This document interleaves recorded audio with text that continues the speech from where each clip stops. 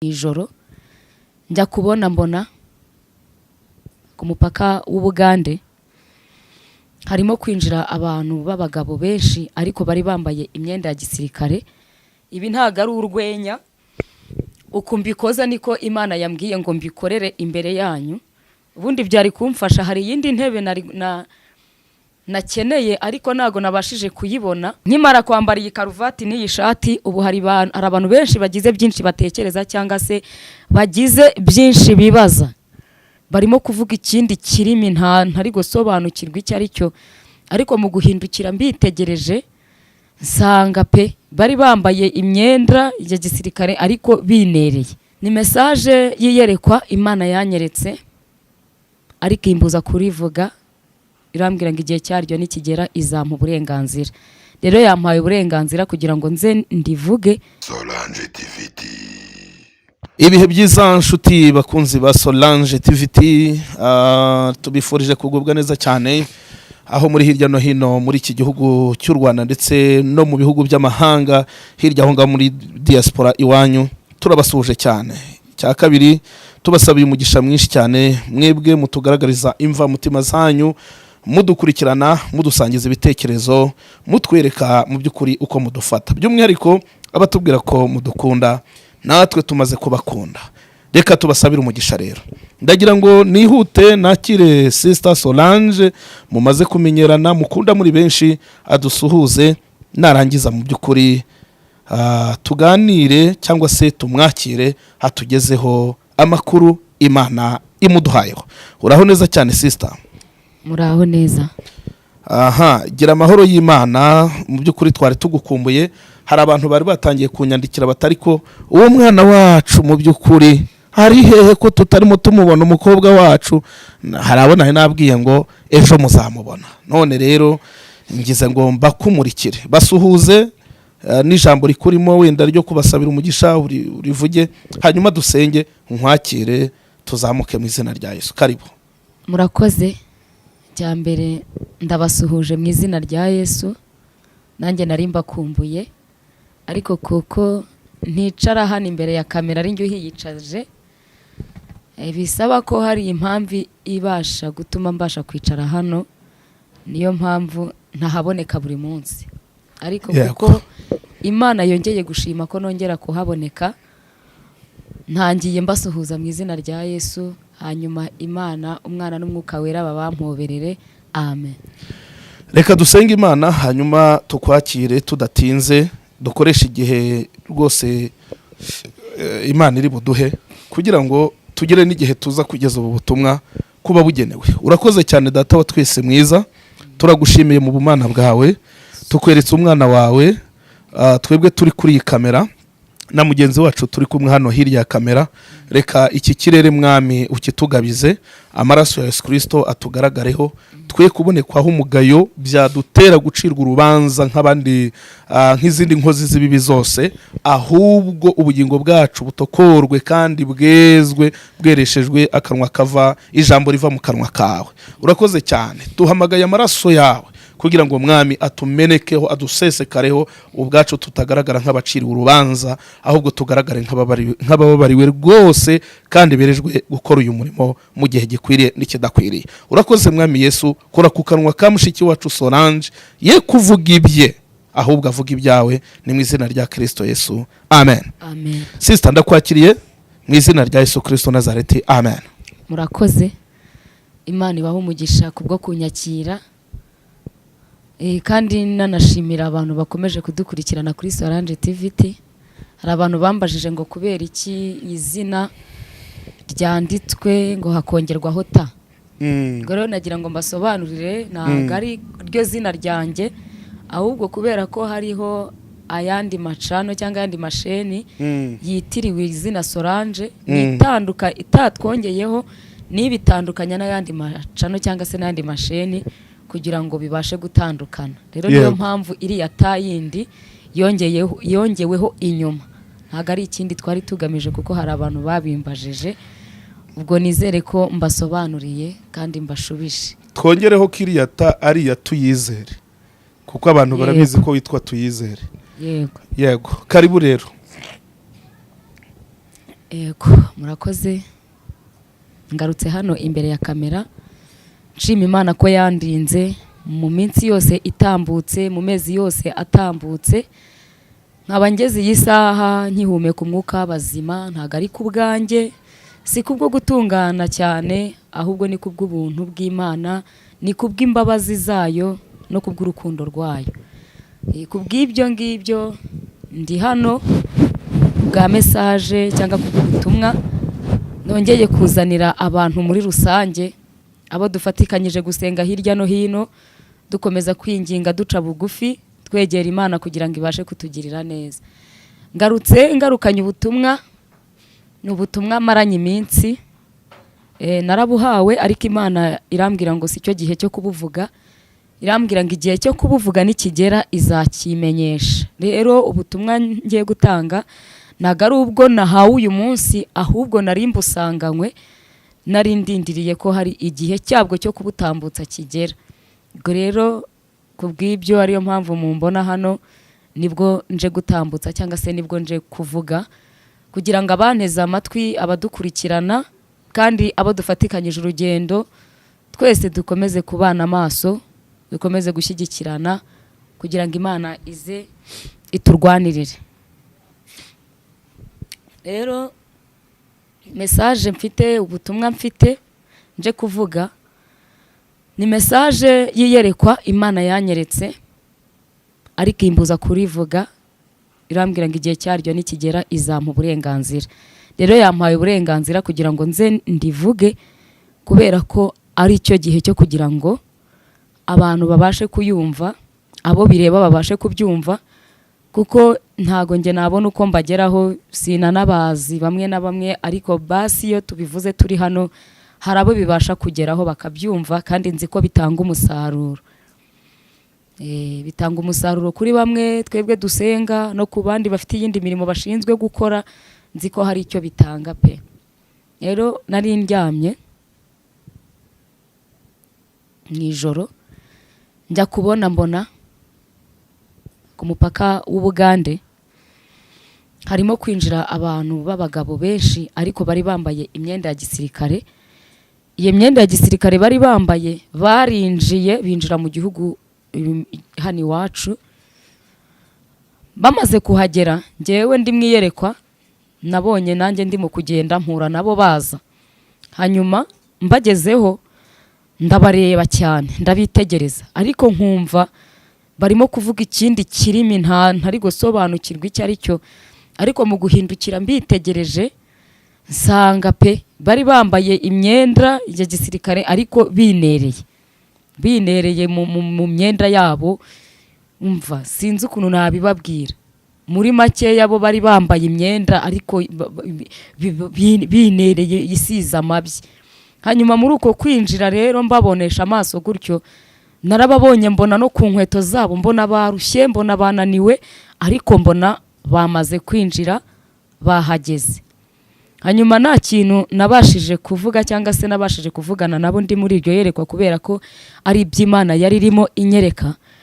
Niho Imana yambwiraga ngo wowe byitegereze, igihe cyo kubiguhera ubusobanuro nzakikubwira, nzakikumenyesha kugira ngo ubashe gutangariza abantu icyo ndimo mvugana nabo. Hanyuma mu minsi ishize ndumva mu butumwa nari natanze ubutumwa mbabwira ko Imana yambwiye ngo dusengere imipaka. Ngerageza kuvugamo imipaka ibiri, uwa Kongo n'u Rwanda ndetse n'umupaka w'u Burundi, umupaka w'Ubugande n'u Rwanda. Rero ku mupaka w'Ubugande n'u Rwanda, Imana ihadushyirira abarinzi, ingabo zo mu ijuru zihahagarare. Nshobora kuvuga gutya abasesengura bakagira ibindi bongeramo, ariko nari mvuze ngo ku mupaka w'Ubugande n'u Rwanda, Imana ihadushyirire abarinzi, ihadushyirira ingabo zo mu ijuru zibasha kutubera amaso, kuko abarinzi bo babera amaso ubusa Imana itaturindiye.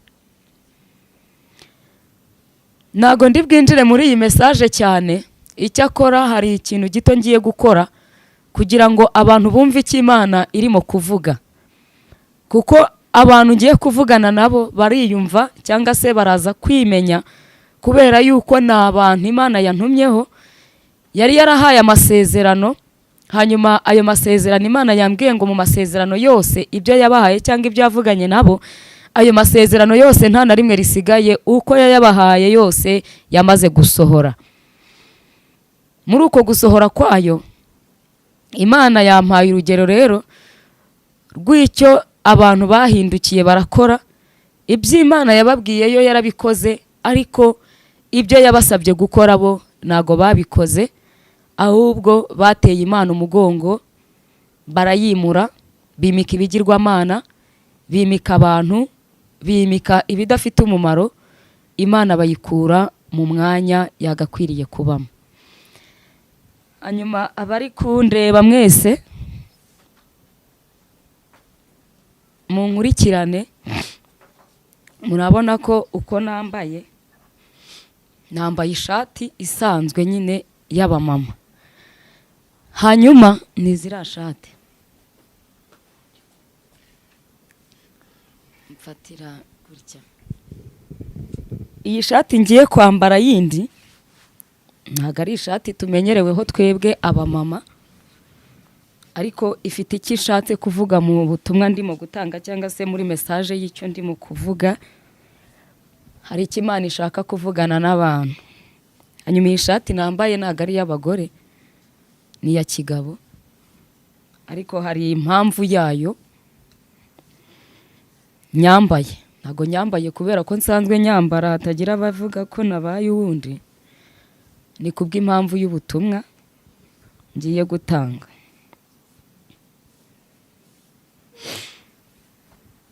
Nizanire ya karuvati.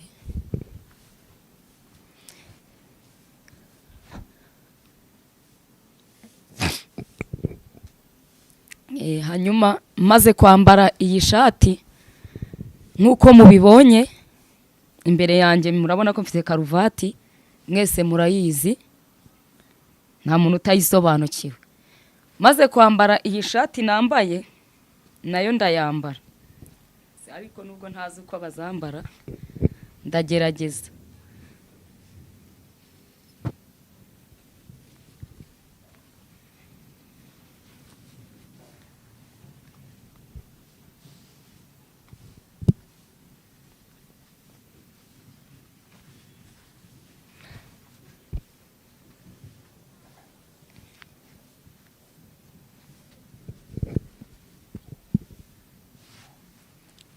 Ndabona wewe ubishoboye kuko n'ubundi mwebwe musanzwe muzambara.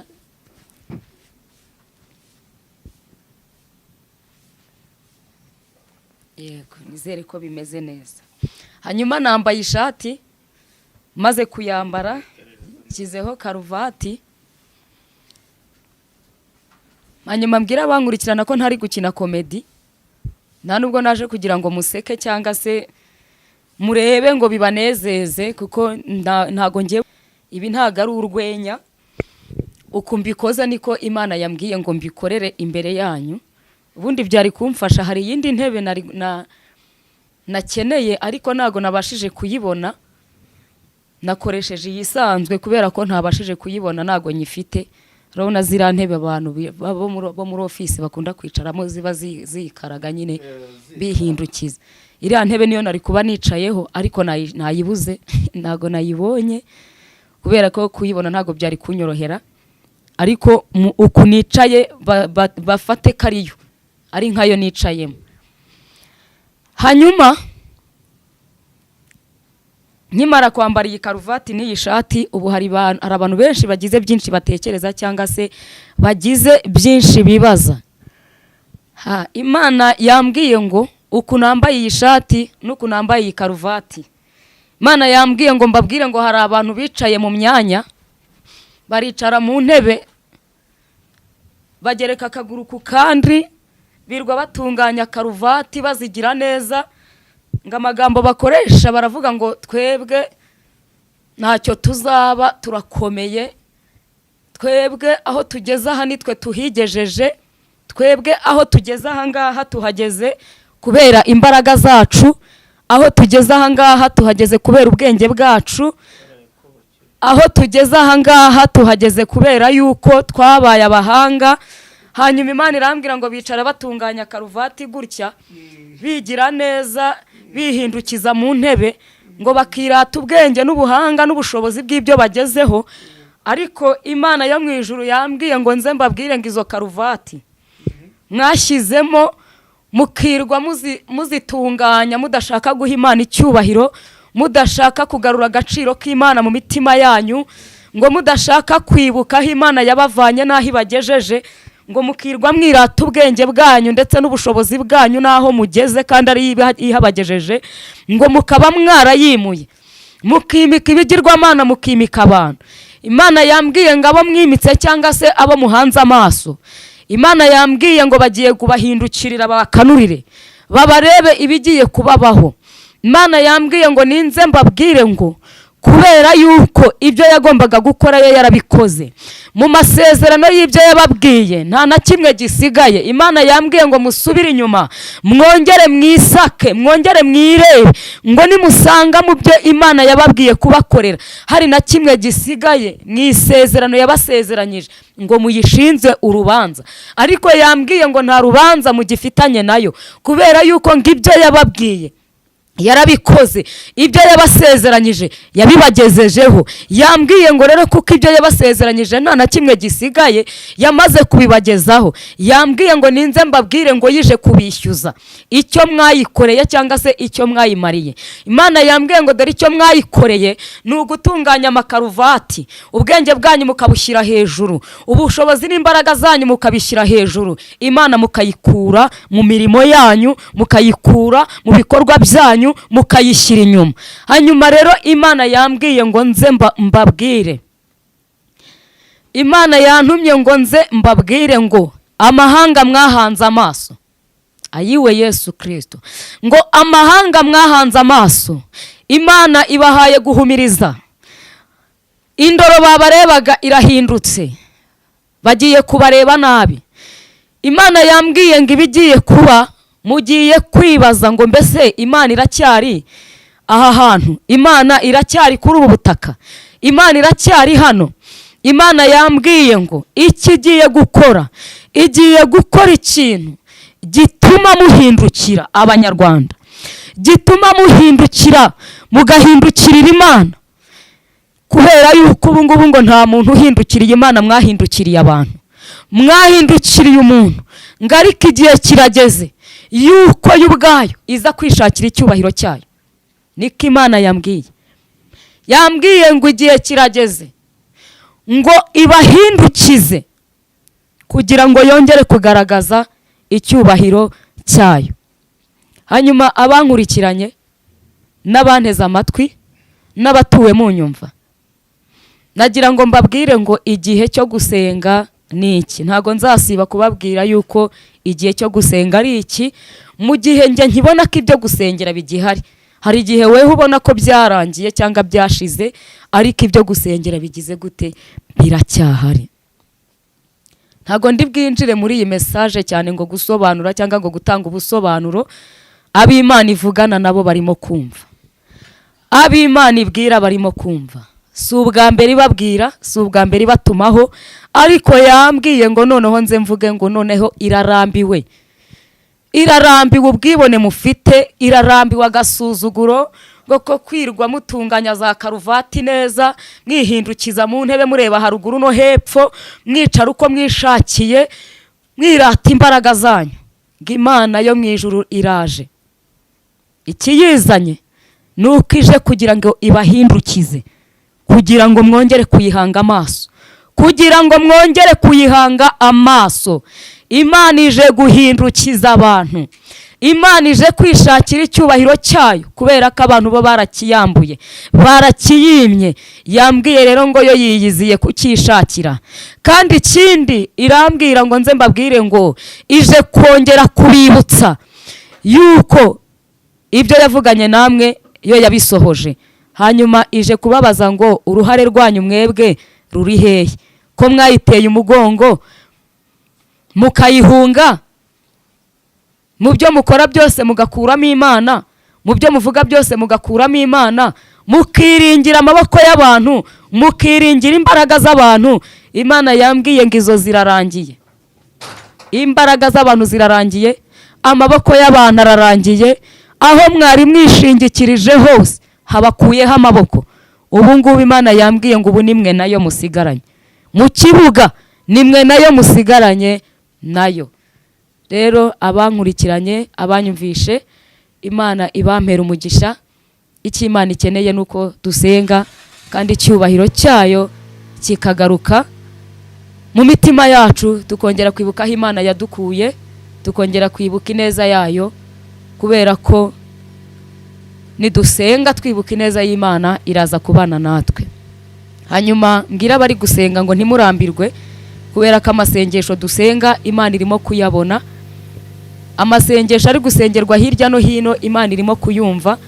Gusa icyo Imana ikeneye nuko icyubahiro cyayo cyongera kikaboneka. Murakoze, Imana iduhana umugisha. Hanyuma turagushimiye cyane Sister Solange. Hirya y'ibyo ngibyo ntacyo kuvuga dufite cyo kurenzaho. Reka tubwire abantu nyine nk'uko bivuze bakomeze gusenga. Reka nkwinginge kandi ngusabe rwose udushyirire umusozo, dushyirire umusozo kuri ubu butumwa, usengera abanyarwanda ndetse n'abandi bose abazumva ubu butumwa. Karibu cyane. Mana, turagushimye, turaguhimbaje, tugushimiye kugira neza kwawe no gukomera kwawe. Uri Imana ituzi ndetse n'amazina yacu urayazi, kuko iyo utatuzi ntabwo ubudutumaho uko bwije nuko bukeye. Umugisha dufite nuko watumenya amazina, umugisha dufite nuko utuzi. Niyo mpamvu wavuze ngo ubukundura mu cyaha, kandi Uwiteka ntabwo uducyaha kuko utwanze, ahubwo uducyaha kubera urukundo dukunda. Niyo mpamvu tukimara kumva iyi message, Mana, nanjye ubwanjye wayinyujijemo, ndasenze nsengera abatuye igihugu bose, kugira ngo Uwiteka Nyiringabo Imana utanga umutima ubasha kongera kugaragaramo icyubahiro cyawe, kuko twebwe ubwacu abantu Mwami ntabwo twabyishoboza. Icyo tugusabye n'imbaraga zo kubasha gukora icyo ushaka n'icyo ushima, kugira ngo tubashe kuramira mu gihugu waduhaye. Tugirire neza Mwami wacu, rero utwambike imbaraga kandi uturengere muri byose. Mwami wacu, ndakwinginze kugira ngo utange ubutabazi kuri bamwe na bamwe bari hirya no hino, kandi uburinzi bwawe Mwami burusheho kuboneka kuri benshi, kuko byose tubisabye tukwizeye kuri Imana izabikora kandi ikatugirira neza, mu izina rya Yesu Kristo, amen.